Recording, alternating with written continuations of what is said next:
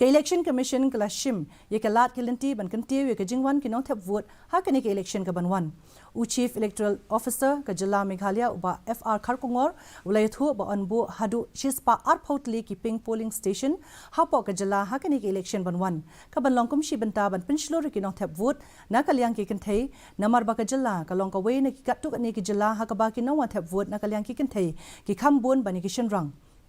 ula ong bakani ka sinjam ka long ban kan tiu ye ka jingdon ki nong ye shimbanta na kalyang ki kan thei shu shu ula banrap bakhnang ban ithu bar buram ye ki berang shus dang ban thep vote ningkong ha ka jing em jongki bat ki sangut ki ba wan ningkong e ha khas nge thep vote kini ki nong thep vote ken sha ai khusnam daka takma bat ka sirnot as well, apart from other measures that we are doing. So we have 120 all women managed polling stations. There will be the pink polling stations,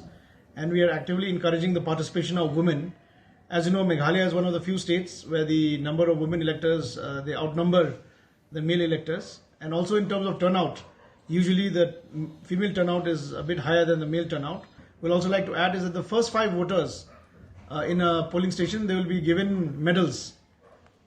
Yes, they'll be given medals. In fact, the first time voter will be given these